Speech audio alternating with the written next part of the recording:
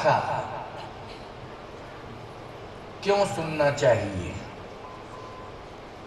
आज कथा महात्म सुना दें। प्रसंग का विस्तार तो नहीं हो सकता है अल्प अवधि में,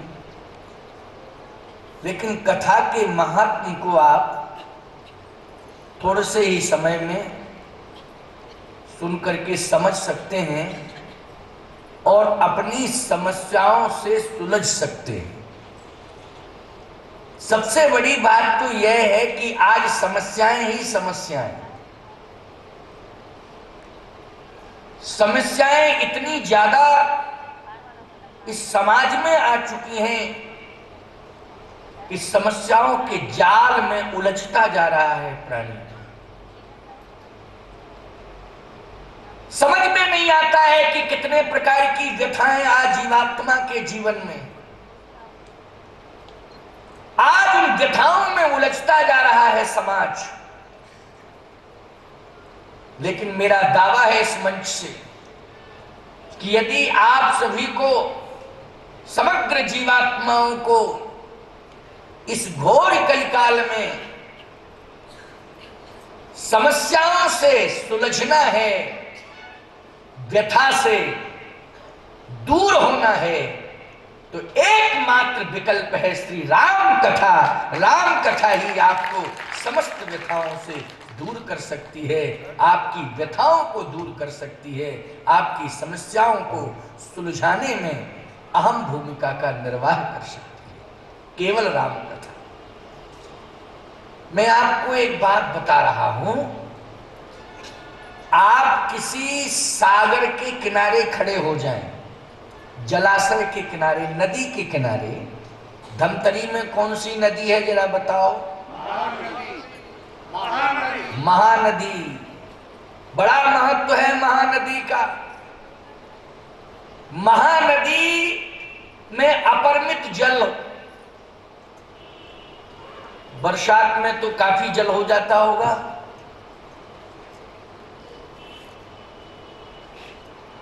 श्रावण भादों की बरसात में जहां महानदी की ओर आप देखें तो जल ही जल आपको दिखाई दे, उस समय आप महानदी के तट पर खड़े हो जाएं, जिस एक तट पर, और दूसरे तट पर आपको जाना है और पुल का कहीं कोई साधन ना हो, तो आप किस साधन से पार हो सकते हैं? जल्दी बताओ। नाव से। किससे पार होंगे? नाव से। आज महानदी पर पुल का निर्माण हो गया है, यदि नाव की जरूरत नहीं है, कोई आवश्यकता नहीं है, आप पुल से पार जा सकते हैं। लेकिन मैं आपसे पूछना चाहता हूं, भव समुद्र पर कोई पुल बना है अभी तक? बना हो तो बता दो। कोई सरकार ऐसी है विश्व में जो समुद्र पर पुल बना दे? भगवान राम ने पुल बनाया था, वो आज पुल डूब गया है, और कुछ नालायक तो उसको तोड़ने में ही लग गए थे, है ना, कि ये राम सेतु को तोड़ डालो, मिटा दो इसके अस्तित्व को, एक भी अवशेष नहीं रहना चाहिए राम सेतु का। हमारी धरोहर को ही नष्ट करने में लगे थे हमारे देश के नेता। धिक्कार है इन नेताओं को, इन्हें जिंदा रहने का अधिकार नहीं है, चुल्लू भर पानी में डूब के मर जाना चाहिए। राम सेतु का विरोध कर रहे थे, लेकिन जो राम सेतु आज बना है, क्या आप उस राम सेतु के माध्यम से समुद्र पार कर सकते हैं? जल्दी बताओ। प्रश्न और उत्तर दोनों एक साथ चलेंगे। कथा का विस्तार तो कल करूंगा, लेकिन आज मैं कथा का महत्व बता रहा हूं। समझ में आ रही है बात की नहीं? सरल से सरल भाषा में समझाऊंगा, जरा भी कठिनाई महसूस नहीं होगी। भले ही लोग ये समझ रहे होंगे कि जगत गुरु जी आ रहे हैं, हम लोग शायद उनकी भाषा को न समझें। हम इतना सरल से सरल, सरल से सरल, सरल से सरल करके आपको समझाएंगे कि आप सबकी समझ में आ जाएगा, सबकी समझ में आ जाएगा। अबाल वृद्ध नर नारियों की, सब बालक भी समझ लेगा, बूढ़ा भी समझ लेगा, नौजवान भी समझ लेगा। और मैं कहता हूं अबाल वृद्ध नर नारियों में कोई ऐसा श्रोता इस परिसर में नहीं बैठा होगा जो आपको ये बाद में कहने के लिए समय दे कि हम समझ नहीं पाए, हम समझ नहीं पाए। हम पूरी तरह से प्रयास करेंगे कि बिल्कुल ऐसी भाषा का प्रयोग करेंगे, इस तरह की कथा सुनाएंगे कि सबकी समझ में आ जाए, सरल से सरल। यद्यपि ये रामचरितमानस ग्रंथ समुद्र की गहराई को एक बार मापा जा सकता है, लेकिन रामचरितमानस श्रीमद्भागवत श्रीमद् भगवत गीता की गहराई को मापने का कोई मापदंड आज तक नहीं बना कि भावों से भरा हुआ है और कितने गहराई तक इसमें भाव हैं।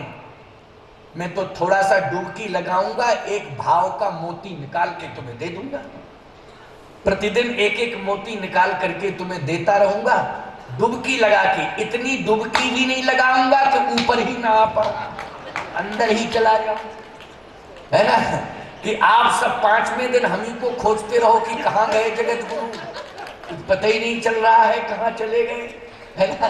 तो ऐसा नहीं, थोड़ा सा डुबकी लगाऊंगा और उसमें से एक भाव का मोती निकालूंगा और आप सबको दूंगा, आप तृप्त हो जाएंगे। मैं कहना ये चाहता हूं कि ये संसार का समुद्र तुम्हें दिखाई दे रहा है, इस पर भगवान राम ने त्रेता में एक पुल बनाया था, लेकिन आज वो पुल डूब गया है। उस पुल से आप समुद्र पार नहीं कर सकते हो। कोई सरकार ऐसी सक्षम नहीं है विश्व की जो समुद्र पर पुल का निर्माण कर दे। समुद्र के ऊपर पुल का निर्माण पुरुषार्थ से नहीं हो सकता है, अगर हो सकता है तो भगवान की कृपा से, और भगवान की कृपा से ही त्रेता में समुद्र पर राम सेतु बना था। बोलो बना था कि नहीं? नल और नील राम राम लिख करके पत्थर जोड़ देते थे कि नहीं जोड़ देते थे? लिखा क्या जाता था बोलो? राम का नाम। इसलिए राम जी के नाम के प्रभाव से, राम जी की कृपा से समुद्र पर पुल बना था। आज मैं नहीं मानता हूं कि कोई समुद्र पर पुल बना दे, लेकिन समुद्र की जितनी भी यात्राएं होती हैं वो जहाज से होती हैं। किससे होती हैं? जहाज से। मैं आपसे पूछना चाहता हूं, भव समुद्र के किनारे यदि आप खड़े हो जाएं, ईमानदारी से बताओ, फिर आपके पास कोई जहाज है? लेकिन मैं रामचरितमानस से एक जहाज निकाल रहा हूं और आपको दे रहा हूं। अगर रामायण की कथा न कराए होते तो तुम किनारे ही खड़े रहते, भव समुद्र के जहाज नहीं मिलता और पार नहीं जा पाते। तो अच्छा हुआ कि हम जहाज लेकर के आए हैं, और वो जहाज धमतरी में, इस दिव्य धमतरी क्या है? ये तो धर्म की नगरी है। पूर्व से ही यहां का इतिहास है कि इस धमतरी में जब बहुत सारे साधन पहुंचने के नहीं थे, उस समय भी धर्माचार्य समय समय पर आते थे। बोलो आते थे कि नहीं आते थे? जब पर्याप्त साधन नहीं थे यहां आने के लिए, तब धर्माचार्य आचार्य जगत गुरु इस धमतरी में आते थे। प्यारे, तो मैं तो ये मानता हूं कि ये धमतरी नहीं है, ये तो काशी नगरी है, ये तो चित्रकूट धाम की नगरी है, ये तो अवधपुर धाम की नगरी, जनकपुर धाम की नगरी है।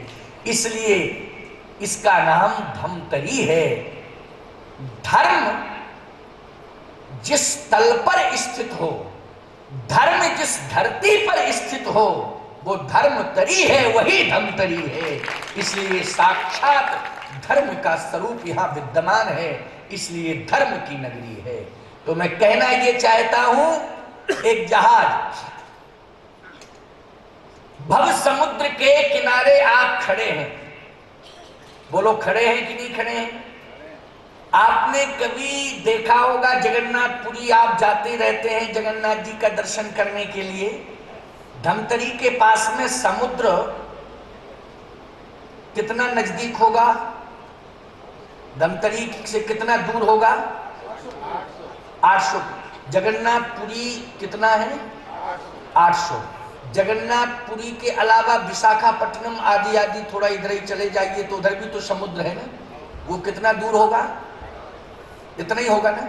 लेकिन आप उधर नहीं जाना चाहोगे, आप तो जगन्नाथपुरी भगवान जगन्नाथ जी का दर्शन करने के लिए और वहीं समुद्र स्नान करने जाओगे।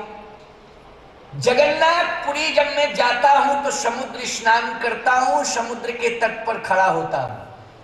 मैं अपना अनुभव बता रहा हूं आपको। जब मैं समुद्र के किनारे खड़ा होता हूं तो जिस तट पर मैं खड़ा होता हूं वो तट मुझे दिखाई देता है, दूसरा तट मुझे समुद्र का दिखाई नहीं देता है। आप भी जब जगन्नाथपुरी जाते होंगे तो समुद्र के तट पर खड़े होते होंगे, तो जिस तट पर आप खड़े होते होंगे समुद्र का वो तट आपको दिखाई देता होगा, लेकिन समुद्र का क्या दूसरा तट आपको दिखाई देता है? नहीं देता है। लेकिन इस बात पर हमें आश्वस्त करिए आप कि समुद्र का दूसरा तट होता है कि नहीं होता है? बोलो। होता है, लेकिन हमें दिखाई नहीं देता है, परंतु होता है कि नहीं होता है?